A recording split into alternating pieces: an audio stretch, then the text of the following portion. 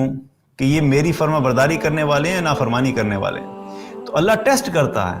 اللہ سبحانہ تعالیٰ ہر انسان کو ٹیسٹ کرتا ہے۔ نبی صلی اللہ علیہ وسلم کو ہمارے بارے میں یہ فکر نہیں تھی کہ یہ ان کو نوکریاں نہیں ملیں گی، ان کے بزنس ٹھپ ہو جائیں گے، ان کے پاس ملٹی نیشنل کی جاب نہیں ہوں گی، یہ بڑی کمپنی میں سی او نہیں لگے گا، یہ بڑی اچھی یونیورسٹی سے پڑھ کے کوئی اعلیٰ قسم کی ڈگری حاصل نہیں کرے گا۔ اللہ کے رسول صلی اللہ علیہ وسلم کو ہمارے بارے میں یہ فکر نہیں تھی، اور یہ بھی فکر نہیں تھی کہ ان کے پاس کھانے پینے کا مسئلہ ہوگا، ان کے پاس رہنے کے لیے گھر نہیں ہوگا، پہننے کے لیے کپڑے نہیں ہوں گے۔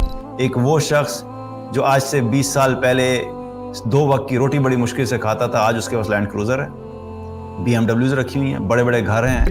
ایک حدیث میں آتا ہے رسول اللہ صلی اللہ علیہ وسلم نے فرمایا کہ ہر امت کی کوئی نہ کوئی آزمائش ہوتی ہے، اور میری امت کی آزمائش مال ہے۔ اللہ سبحانہ تعالیٰ نے ہر امت کے لیے آزمائش رکھی، مختلف امتوں کو مختلف طرح کے حالات سے گزار کے ان کو آزمایا کہ بھئی یہ جو لوگ ہیں ان کو میں دیکھوں کہ یہ میری فرما برداری کرنے والے ہیں یا نافرمانی کرنے والے ہیں، تو اللہ ٹیسٹ کرتا ہے۔ اللہ سبحانہ تعالیٰ ہر انسان کو ٹیسٹ کرتا ہے، کیونکہ بغیر ٹیسٹ کے رزلٹ نہیں نکل سکتا، بغیر ٹیسٹ کے کامیابی ناکامی کا فیصلہ نہیں ہو سکتا۔ جب تک ٹیسٹ سے گزارا نہیں جائے گا، پتہ نہیں لگے گا کہ کون میرا فرما بردار ہے، کون نافرمان ہے، کون جو مجھ سے محبت کے دعوے کرتا ہے وہ سچا ہے اور کون اپنے محبت کے دعوے میں جھوٹا ہے۔ تو ٹیسٹ تو ہوگا، اسی لیے اللہ ہر ایک کو آزماتا ہے، اور اس امت کی آزمائش کیا ہے؟ وہ مال ہے۔ اور اسی طرح سے ایک حدیث میں رسول اللہ صلی اللہ علیہ وسلم نے فرمایا کہ مجھے تم لوگوں کے بارے میں اس چیز کا اندیشہ نہیں ہے کہ تم پہ فقر آ جائے گا، بلکہ میں اس چیز سے ڈرتا ہوں کہ یہ دنیا تمہارے اوپر فراخ کر دی جائے گی، جیسے تم سے پچھلی قوموں کے اوپر فراخ کر دی گئی، اور پھر تم لوگ بھی اس میں ویسے ہی رغبت کرو گے جیسے ان لوگوں نے رغبت کی، اور یہ تمہیں بھی ویسے ہلاکت سے دوچار کر دے گی جیسے اس نے تم سے پچھلی قوموں کو ہلاکت سے دوچار کیا۔ تو نبی صلی اللہ علیہ وسلم کو ہمارے بارے میں یہ فکر نہیں تھی کہ یہ ان کو نوکریاں نہیں ملیں گی، ان کے بزنس ٹھپ ہو جائیں گے، ان کے پاس ملٹی نیشنل کی جاب نہیں ہوں گی، یہ بڑی کمپنی میں سی او نہیں لگے گا، یہ بڑی اچھی یونیورسٹی سے پڑھ کے کوئی اعلیٰ قسم کی ڈگری حاصل نہیں کرے گا۔ اللہ کے رسول صلی اللہ علیہ وسلم کو ہمارے بارے میں یہ فکر نہیں تھی، اور یہ بھی فکر نہیں تھی کہ ان کے پاس کھانے پینے کا مسئلہ ہوگا، ان کے پاس رہنے کے لیے گھر نہیں ہوگا، پہننے کے لیے کپڑے نہیں ہوں گے، یہ جو ہے وہ اچھے اچھے کھانے نہیں کھا سکیں گے، اچھے کپڑے نہیں پہن سکیں گے۔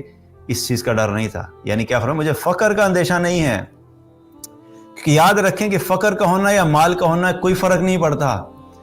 ایک مسلمان کی زندگی میں سب سے امپورٹنٹ چیز اس کا ایمان ہوتا ہے۔ اگر اللہ نے ایمان دیا ہوا ہے تو ایمان کے ساتھ فقر ہے تو تب بھی الحمدللہ، اور اگر ایمان کے ساتھ وسعت ہے اور مال زیادہ دیا اللہ نے تب بھی الحمدللہ۔ لیکن اگر ایمان نکل گیا تو ایمان گیا اور ساتھ فقر آ گیا تو دنیا برباد ہوگی اور آخرت بھی برباد ہوگی، اور اگر ایمان نکل گیا اور مال ہے تو دنیا کا تھوڑا فائدہ مل جائے گا لیکن آخرت برباد ہوگی۔ تو اصل چیز کیا ہے؟ وہ آخرت ہے۔ تو ایمان میٹر کرتا ہے، فقر کا ہونا یا مال کا زیادہ ہونا یہ میٹر نہیں کرتا۔ تو اس حدیث سے کیا پتہ لگتا ہے؟ اللہ کے رسول صلی اللہ علیہ وسلم کو ہمارے بارے میں یہ فکر نہیں تھی جو ہماری فکریں ہیں، کہ مال زیادہ ہو جائے، گاڑی اچھی ہو جائے، گھر اچھا ہو جائے، جاب اچھی ہو جائے، سٹیٹس اچھا ہو جائے، لوگ میری تعریفیں کریں۔ اس کی فکر نہیں تھی۔ فکر کیا تھی؟ کہ تمہارے اوپر دنیا فراخ کر دی جائے گی، مال کے دروازے کھول دیے جائیں گے، مال کی کثرت ہوگی۔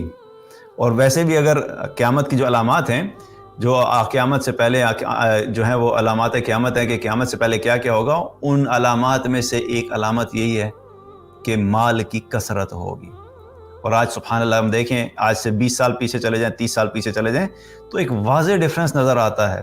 ایک وہ شخص جو آج سے 20 سال پہلے 2 وقت کی روٹی بڑی مشکل سے کھاتا تھا، آج اس کے پاس لینڈ کروزر ہے، BMW رکھی ہوئی ہیں، بڑے بڑے گھر ہیں، بڑے اچھی بزنس چلا رہے ہیں۔ تو مقصد بتانے کا کیا ہے؟ کہ مال کی کثرت بہت ساری جگہوں پہ ہو گئی ہے۔ تو یہ فکر کی بات نہیں تھی، لیکن فکر کی بات کیا تھی؟ کہ یہ نہ ہو کہ تم اس مال کی فراخی کی آنے کی وجہ سے تم ہلاکت میں پڑ جاؤ گے، کیونکہ جب تم مال کے پیچھے بھاگو گے، مال کے غلام بن جاؤ گے، تو تمہیں بھی اسی طرح ہلاک کر دے گی جس طرح اس نے پچھلی قوموں کو ہلاک کیا۔